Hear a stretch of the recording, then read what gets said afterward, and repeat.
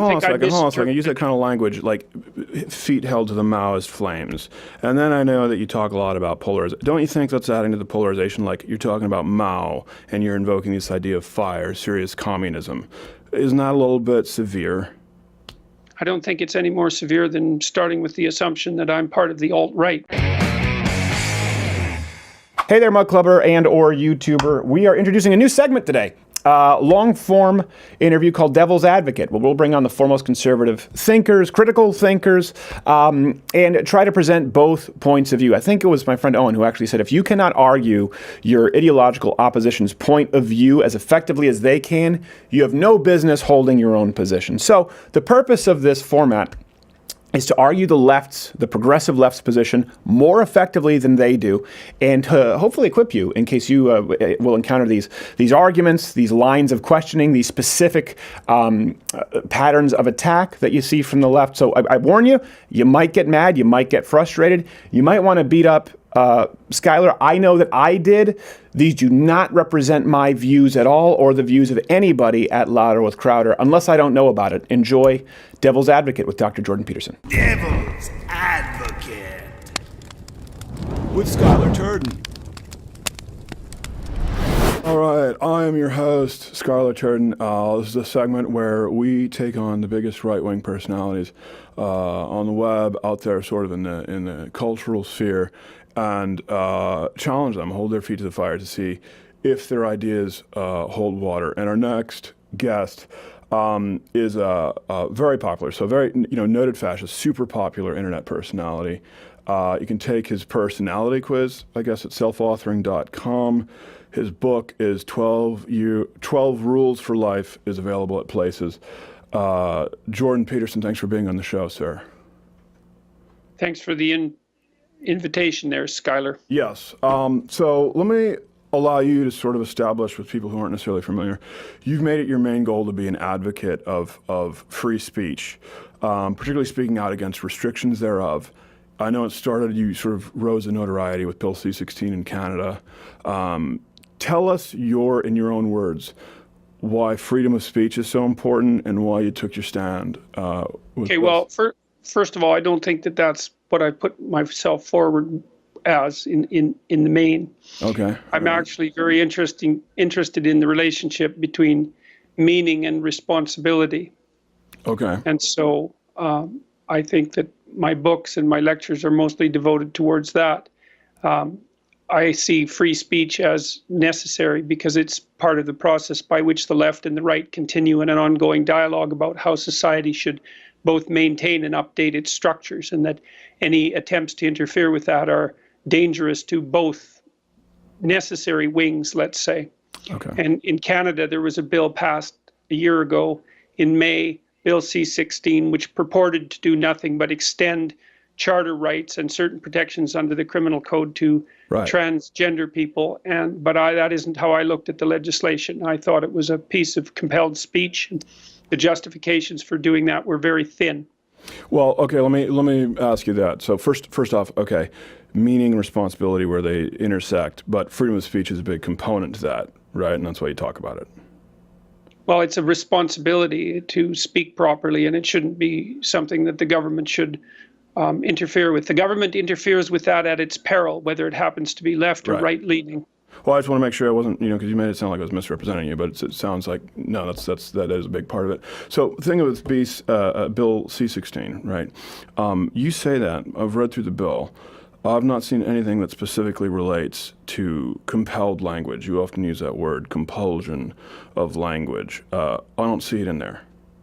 That's because it was a particularly treacherous piece of legislation, and most of what was reprehensible about it was hidden in the surrounding documentation, mostly on the Ontario Human Rights Commission website. The federal government announced publicly before they took the link down that the bill would be interpreted in light of the documentation on the Ontario Human Rights Commission, which clearly made it grounds for civil action, at least, and perhaps criminal action to misgender someone, despite the lack of any norms currently operating with regards to the use of gender pronouns, for example. And it also instantiated a social constructionist view of gender into Canadian law, which I thought was equally reprehensible, given that the scientific evidence is overwhelming that a substantial part of gender differences in biology and personality and temperament are biologically influenced, if not determined.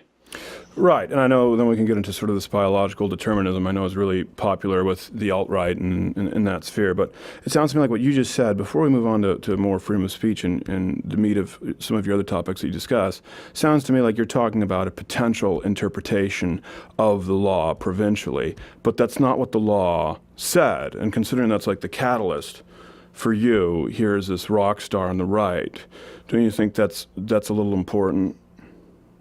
I don't think that there would have been inclusions within the law of changes to the criminal code if the intent wasn't much broader.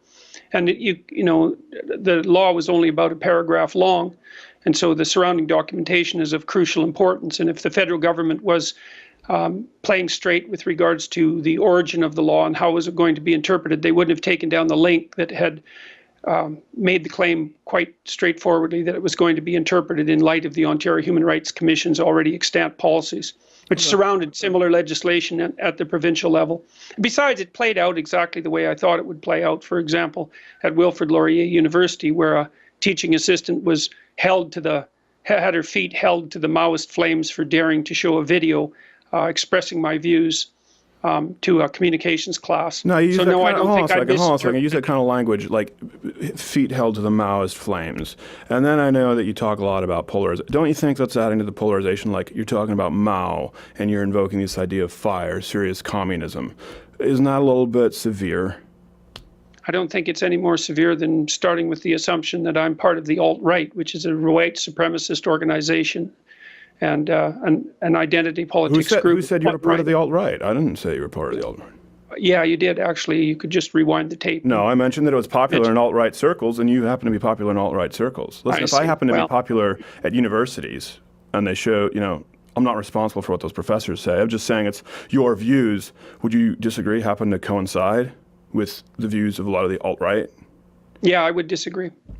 Okay. I don't think they agree with the alt-right at all. In fact, I have some very pronounced enemies on the alt-right, and they've come out and said exactly that, because I've said in multiple public appearances that I'm no fan of collectivists. I don't really care if they're on the left or on the right. It's equally reprehensible as far as I'm concerned. Yeah, well... So there's just two different ways of playing identity politics. There's a left-wing way and a right-wing way, and I'm not in favor of either of them. Yeah. So I think any attempt whatsoever to associate me with the alt-right, regardless of whether you have an opinion that I have followers there, is merely an attempt to Sure. And denigrate what I'm saying by association. Well, I don't want. Listen, that's not what I'm trying to. I was mentioning it is popular. These are popular in the alt-right circle, but they do disagree. What's your evidence for that? But no, you're right. They do disagree with you, and largely because you're Canadian. There's a split there with American alt-right and Canada. But let me go back to what you were just talking about here. Sort of, you mentioned biology. Now, let's say that I agree with you, right? Biology, and it's a big determining factor in gender. Let's, for the sake of argument, act like gender and sex are the same thing. I'm assuming, obviously, you haven't really familiarized yourself with Simone de Beauvoir or Judith Butler, but that's cool. So familiar enough.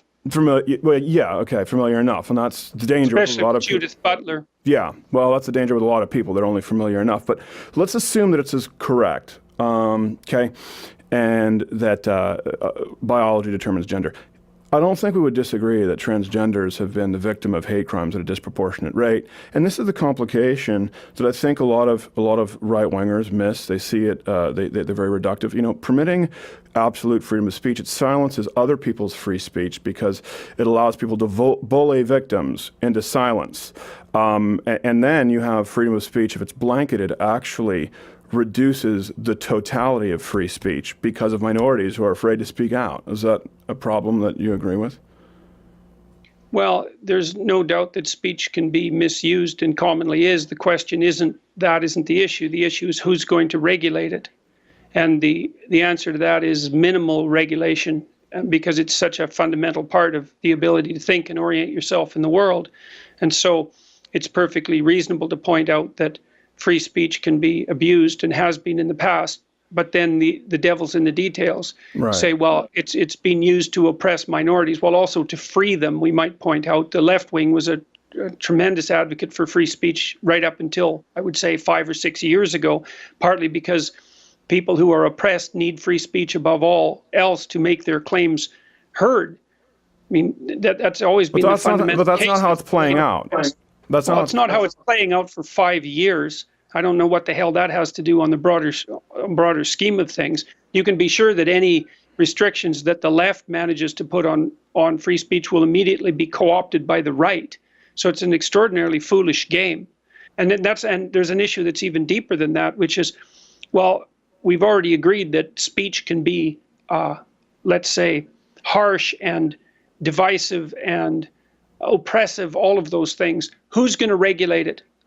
Whose hands are you going to put that power in? Well, here's the thing. I think you do this a lot, and people on the right do this a lot, where they sort of act like this government is this far-off entity who makes these decisions in Washington, D.C. Listen, it's us, right? We're a democracy here in the United States. People vote in their representatives. So the government is us. I pay my taxes. I get water that comes from my tap at the same speed as I get access to the freeways as anyone else. We do agree, when we live in a society, that a government has certain control. I mean, we don't complain about other regulations, and this is where I think we complain about any regulation that transgresses constitutional rights, and the right to free speech is probably the primary right, at least in the U.S.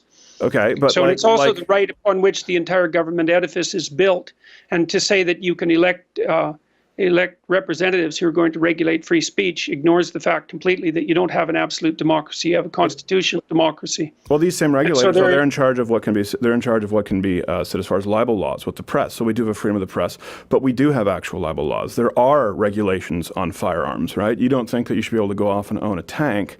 So again, these are constitutional amendments. Libel laws, like we discussed, those would fall under freedom of the press, the First Amendment, with freedom of speech. Why? I think the restrictions that are placed on free speech are already plenty sufficient. Okay. And to extend them to any degree is a very big mistake. And besides, there's a huge difference with regards to compelled speech. I should point out that your American Supreme Court in the 1940s made compelled speech unconstitutional. So Canada passed a law that would be clearly unconstitutional in the United States. It was also a law passed at the federal and provincial level because it compelled speech that had absolutely no precedent in English common law. Because there's a difference between saying what people can't say, sure, and so that's libel, and saying what they have to say, which is compelled speech. And the Supreme Court said very explicitly in the United States that it was a mistake both on the part of restricting the speaker and restricting the listener to compel people to utter words with which they did not agree. Now, there's certain exceptions for commercial law, but there are no exceptions in non-commercial speech. And so to bring in libel law and that sort of thing is a complete red herring. Well, hold on. I want to be sure, because you just mentioned red herring here. You say, so I want to make clear that I understand. Your problem is with compelled speech then, correct? Not saying what you can't say, but forcing people as to what they can. Well, I'm absolutely no fan whatsoever of hate speech legislation, but which is I suppose the logical extension of laws attempting to restrict what you can't say. Right. So I think hate speech laws are dreadful, and I think they're being misused all the time, and that we've only seen the beginning of that.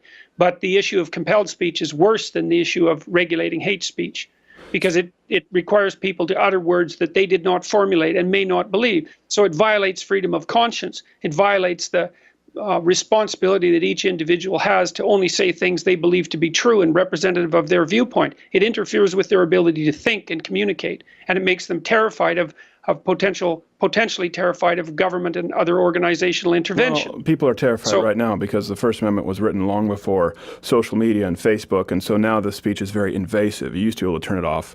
Now you can't. We'll come back to that because I know we have a lot of topics to get into, and as in your words, you're not just an advocate of free speech, but the sort of where meaning intersects with responsibility. You just brought up hate speech laws, so I think it's a good transition. Jordan, do you support equality? It's a trick question. So how about you specify it a little bit more clearly before I answer that? Okay. Do you support equality of race, gender, sexual orientation? Same objection applies. Define equality. Equality of opportunity for sure. Equality of treatment. Not in the least. Again, it's insufficiently defined question. Okay. Equality of treatment. All right. Equality of opportunity for sure. I think that any bureaucratic structure that's set up that doesn't allow each person to be assessed on the basis of their merits in relationship to a particular function, like a job, is a big mistake for everyone involved, including the individuals that are unreasonably discriminated against. So Sounds like a long way around to say no. Let me ask you this: you've spoken out against the problem of free speech in regards to speakers, specifically on campus, universities, people being censored on social media. Let me ask you that: is that even a question like of speakers, for example, on campus? Is it a question of free speech at all? Isn't that just a private entity refusing to serve an individual whose message they don't agree with, not hosting them? Well, it's certainly not the case in Canada because the universities are public. Okay. And that's also the case in many universities in the United States. So, and then with regards to the private entities, I suppose it depends on why they're doing it and under what pressure they're operating. I mean, a typical trick now is to charge the individuals who are coming to campus outrageous security fees to prevent them from being able to speak. So there's plenty of what would you call it? There's plenty of lack of fair play at work in those sorts of situations. So and I think universities above all should be cautious about restricting who's allowed to speak on campus for ideological reasons. Oh, I agree. I think they should be super careful. So I want to make sure that you only have a problem, not with private universities, but public universities? I didn't say I didn't have a problem with private universities Okay, doing well, it. I that's what I'm said it's clearly a problem with public universities doing it. With private universities, there is that additional element that you just described. Okay. So would you compel public universities to host speakers they disagree with? Define compel. Force them to host speakers they disagree with? I would encourage them to leave speakers alone. If student organizations invite them onto campus, then the university should do what it can to keep ideology out of the picture and to allow them to speak. Right. So public university is saying, okay, for us, Jordan Peterson is the line because of his misgendering of people and his anti-trans, so to speak, or some of his whatever you want to use it, homophobic, anti-left-wing rhetoric, and then another university. Well, that's a typical example of exactly why it's very dangerous to let ideologues determine where the free speech line is drawn, because in formulating that question, you used a whole string of unwarranted epithets that you drew from very badly conducted press interviews to characterize my viewpoints. And so just by formulating the question the way you did, you indicated how terribly dangerous it is to allow committees of ideologues to determine who should be allowed to speak and on what topic. Well, let me ask you this then. First off, you're saying you don't see yourself as having spoken any anti-transgender rhetoric at all? No. Really? It has nothing to do with transgender. It has nothing to do with transgender individuals. It has to do with compelled speech. Okay. The fact that it happened to involve a bill that involved transgender people was more I would say an accident. That was the issue that brought this to rise. So you'll use the people's preferred pronouns then? I haven't, and it would depend on how I was asked. It would depend on which pronouns, and it would depend on what I thought their motivation for requiring them was, and it would depend on whether they demanded it and all of that. So at the moment, I'm very disinclined to do it because now I have to do it. I'm legally compelled to do it in Canada, and that's enough reason for me to say no. Well, it sounds to me like that you said that you gave a lot of depends for someone who believes in... Yeah, that's for sure. You don't have the right to determine how I address you. Well, you don't have the right to deny their reality, to deny who they are, how they identify. Why? So then it just I deny people's reality all the time by disagreeing with them.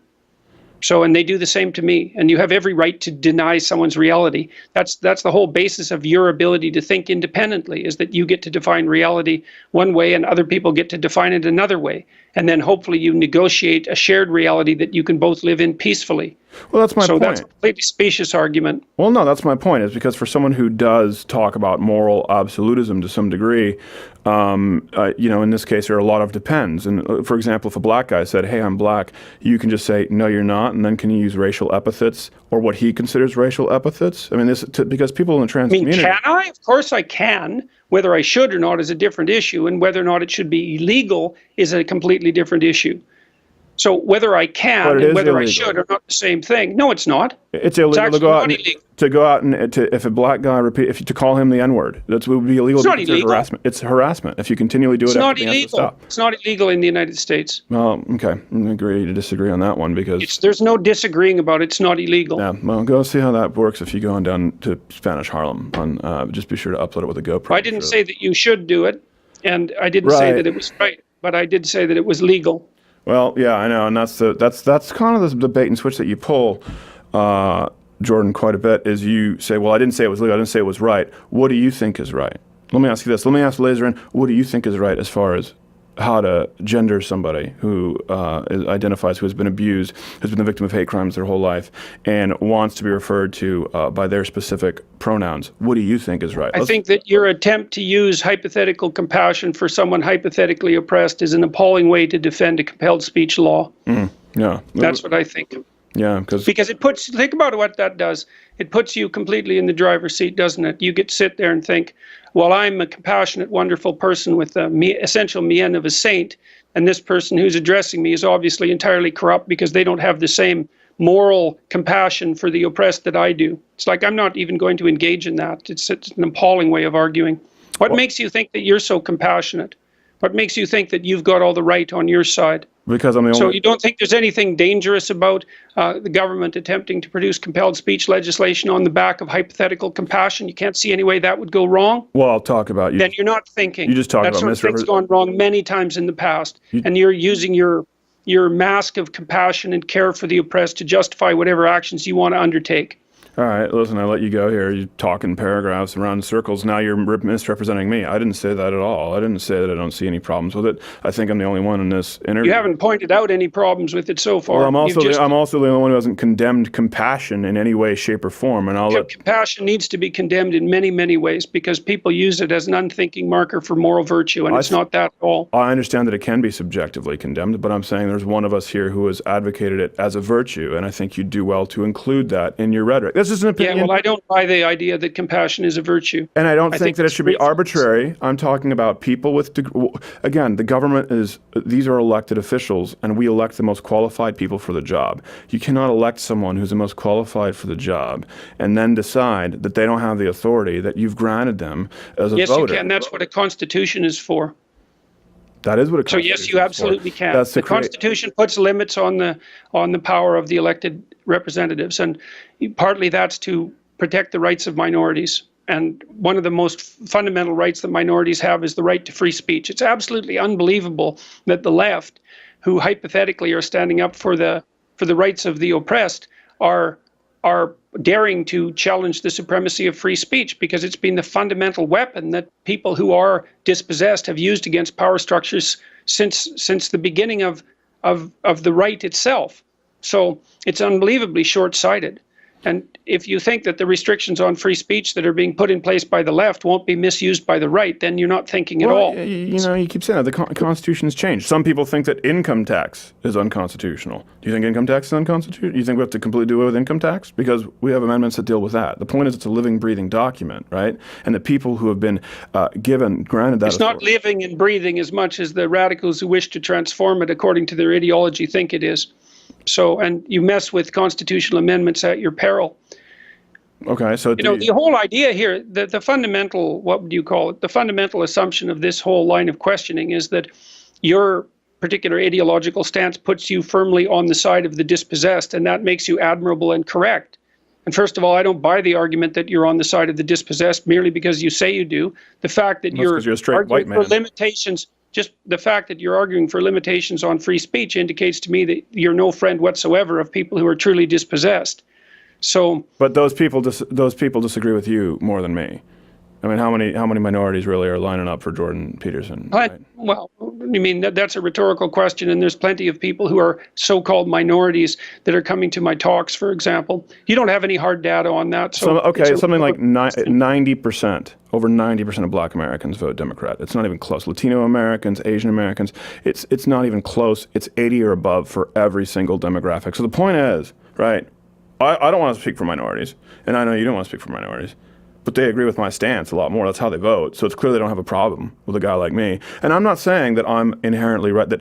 All I'm trying to point out is that I think maybe you're not consistent on freedom of speech. Let's ask this. This just happened this week. Facebook, Spotify, Apple, YouTube, right? They all banned the InfoWars channel. So let me ask you, do you think that's a good thing or that's a bad thing? No, I think it's a catastrophe. Okay. So what's your solution? Do you believe Facebook or YouTube should be forced to provide a platform for speech that they detest? No, I don't think they should be forced. I think that they've bit off far more than they'll be able to chew. How so? Because now they've decided that they're ethically responsible for the content on their platforms. So good luck with that decision, because they have an awful lot of content, and drawing the lines is going to be extraordinarily difficult thing to do. So basically, the way that these companies were set up to begin with is that people could post content and then other people could watch it and basically decide by their viewing. They could value the content by their proclivity to view. And now they've decided, as a consequence of this decision, that they're going to be in the business of arbitrarily determining what should and shouldn't be presented for public viewing. And they'll never run out of decisions to make. You know, lots of people who were watching Alex Jones didn't agree with him. They were just keeping an eye on him. So, like, I watched Alex Jones from time to time because I wanted to see what the radical conspiratorial right wing was up to. Right. Yeah. And now that's not possible. Now they're driven underground. Way to cover your tracks with your browser history. I appreciate it. Let me ask you this. There's going to be all sorts of lines that they have to decide now. So they're going to take out Paul Joseph Watson next? Lawrence Southern? I mean, where are they going to draw the line exactly? Okay, so if it's against their terms of service, isn't it within their domain to revoke the channel? What's the solution? Of course it is. I didn't say they couldn't do it. I said it was a bad idea. Okay, so you're not. That's not the same thing. Okay, so you don't have a. So, I think it's. Go ahead. Well, I think that they've. I really do believe, and I'm sad about this. I do believe that they've bitten off more than they can chew, and that it's going to be. It's one small. It's a warning sign with regards to these media conglomerates that are attempting to produce large-scale public discourse, because now they've taken the role of censor onto themselves, and they'll find that that's a never-ending role that produces endless trouble. They've got themselves into endless trouble, as far as I'm concerned. And from a perspective of a clinical psychologist, I would also say the worst thing you can do to someone who's paranoid, the most ill-advised thing you can do to someone who's paranoid, is persecute them. Yeah. So now that, I mean, Alex Jones is always talking about, the little I know about him, he's always talking about conspiracies of one form or another. And now what has all the appearance of a conspiracy between 4 or 5 very large media conglomerates is aimed squarely at him. So all the people who are watching him, who are conspiracy-minded and somewhat paranoid, are going to think, well, Jones must be onto something, because otherwise these big conglomerates wouldn't have clamped down on him. No. It's a very, very bad idea, and millions of people watch him. So these are people who thought that Podesta had an underage sex ring in a pizza parlor. So I don't really think that this is necessarily the straw that broke the camel's back. It sounds to me. So I want to make sure that I clarify. Are you not amongst the people who believe that these big platforms like YouTube, Facebook should be treated like public utilities? Because there are a lot of right wingers who do believe that, like phone. Yeah, I think they should be treated as public utilities, because otherwise they can't exist. Because there's no possible way that these corporations can handle monitoring their content. There's too much content. So they'll run out of manpower to make the decisions. I mean, so Alex Jones is now being banned. What do you think about people who've interviewed Alex Jones? Should they be banned? That would include Joe Rogan, for example, because he interviewed Alex Jones. Yeah. So should we ban him? Well, and if not, why not? So you think that Facebook, YouTube, Google, these companies that, basically start up in garages, these tech startups, invest millions of dollars and they grow to become successful, and then you support the government stepping in an authoritarian fashion and telling them who they have to allow on their platforms? I didn't say the government should step in. I said that they made a mistake by deciding to act as censors, and that they'll pay for it. I didn't say anything about anybody stepping in and changing it. I said it was a mistake. Well, if they're to be treated like public utilities, then that would be the government stepping in, because right now they're not. Well, if they were to be treated as public utilities, that would be a transformation in the way they were regulated. So that really doesn't have anything to do specifically with the Alex Jones issue. Well, I'm just saying you would support it. You would support it. Okay. And let's reverse the question, because I'm the one having to come up with all the complex answers. All right. Okay. So how would you propose that these complex corporations decide which content is acceptable?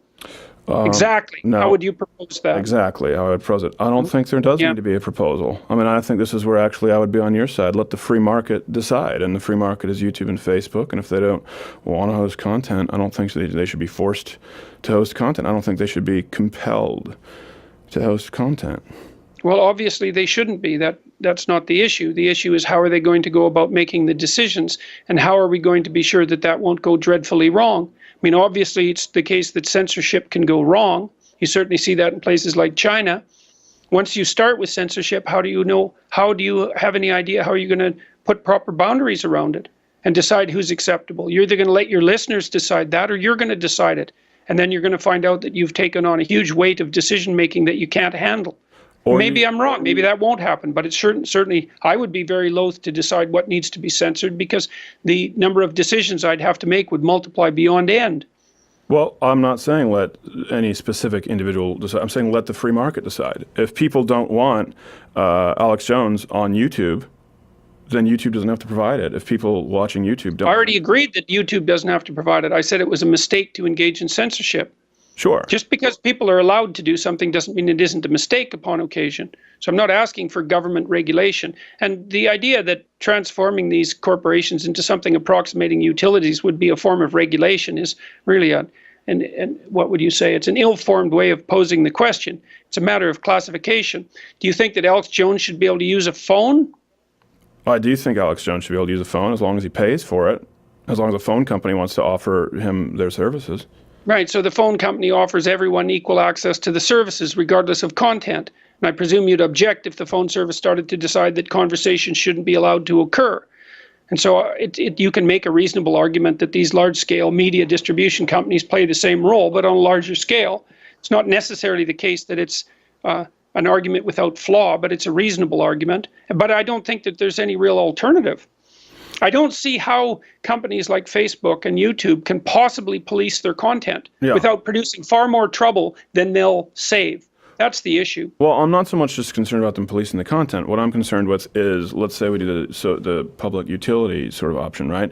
What I'm concerned with is the free market will be able to provide alternatives. You know, Alex Jones can go there.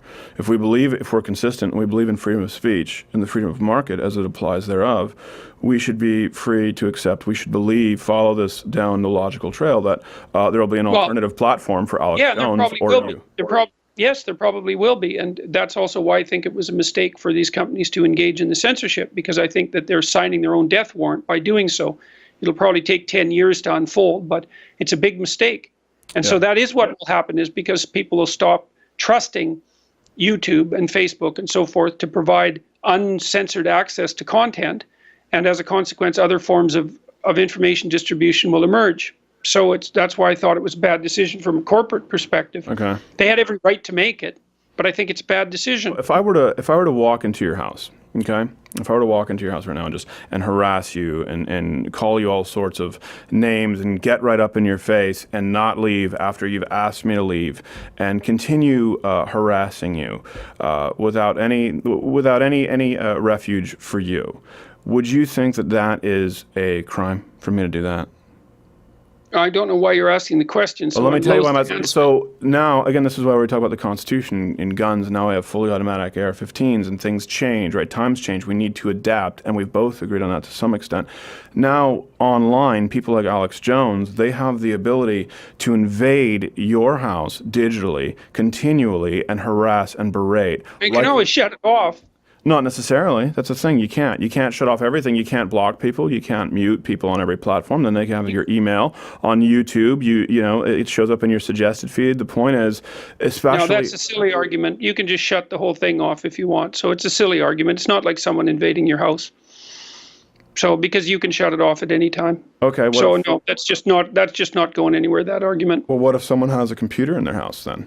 If they have a computer in their house, then it means that someone can invade their house that way digitally. There's no way to find a space away from these, particularly people like Alex Jones, most egregious offenders, right, who spread conspiracies and effectively lead to doxing of people. I mean, that's just... Well, a lot of this, the thing is too, it's again, the question is more fundamental. Let's assume that it's a bad idea for poorly supported conspiracy theories to be formulated and distributed. Yeah, let's assume that. Yeah, fine. Well, we don't need to put it in air quotes. We could probably both assume it. The question is, what should you do with people who are doing that? And the one answer is, well, do what you can to silence them and drive them underground. The other is, let them talk and let people make up their own minds. And my sense is that people are wise enough to listen to people of that sort and decide that that's too extreme. Now, not everyone, because conspiracy theorists can find followers among people who are disagreeable and somewhat paranoid, but it's best for everyone, including the conspiracy theorists themselves, that those things are aired in public discussion, because it helps keep people sane.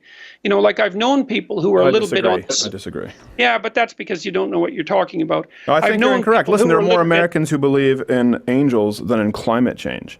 The top shows are Kardashians. Look at what's on television. I don't believe that the American public, that anyone should be granted the same. It's not the issue. Yeah, it is. You said that they should be wise. They should treat them wise enough. I'm saying I don't think they're wise enough, and that's why they're wise enough compared to the alternatives. Okay. You know, your system in the United States was never set up under the presumption that the people were wise. It was set up under the presumption that the people, regardless of their wisdom, had the right to self-determination. And even more importantly, that although the people themselves might not always be wise, there isn't a better source of authority than the people themselves. So that no matter how corrupt and foolish the people happen to be, whatever systems you put in place to supplant them will be worse. And so I think that, and you might not believe that, but that's fine. But that is the founding principle of the American system. I don't believe it. No, that's fine. You don't have to believe it. I don't believe that Alex Jones and anyone with a Facebook page is, for example, as qualified and as safe for the American public as Walter Cronkite or people in the Senate and House who are qualified to make these determinations. I don't. That's just a disagreement. But I'll let people, It's not just a disagreement. It's actually a disagreement about the fundamental structure of the entire political system, because you think that it's possible to produce banks of experts of one sort or another who can supplant the fundamental will of the people. And I think that that's a very bad idea. And I think that history shows that that's a bad idea. At least with democracy, it tends to be self-correcting. So if people make egregious errors, they correct them in the next election. Well, okay. And so, sorry, I want to give you a so again, that is selfauthoring.com if people want to take your quiz, and the book 12 Rules for Life is available at places. So let me final question. Does it ever concern you that you might be on the wrong side of history? What mostly concerns me is whether I make a mistake when I'm talking, and so I'm not thinking about the wrong side of history precisely. So does it concern me that I might be making mistakes? That concerns me all the time. But I thought the things that I say through very carefully, and I'm perfectly willing to live or die by them, let's say. So. Well, I ask you that because we've gone through a litany of using people's preferred pronouns, the idea of compassion, neither of which do you support, and then we've gone through things like Alex Jones and extremists in social media, and these are ideas that I wonder if you constantly finding yourself defending just bad people, and even if you're not one, if you mostly what I find myself doing is being supported by a very large number of people, and being, what would you call, put on the spot in various uncomfortable ways by a tiny, noisy minority of radical collectivists. So that's mostly what I feel, or mostly what I experience. Isn't it wrong side of history. Isn't it your buddy Shapiro who says facts don't care about your feelings? So if that's how you feel, I'm sorry, that's not my intent here. But again, that is selfauthoring.com, 12 Rules for Life. Dr. Jordan Peterson, thanks for taking the time. Listen, man, I mean, you have your point of view and I have mine, and there it is. Hey, if you like this video, subscribe, but that doesn't really mean a whole lot, so you can hit the notification bell. I know that Skyler was incredibly unpleasant with Dr. Jordan Peterson. I wanted to kick his ass, so I get it. Subscribe, hit the notification bell, join Mug Club, or watch one of these other videos that could be playing in a box somewhere. Maybe YouTube's banned it at this point. Who knows? Who knows?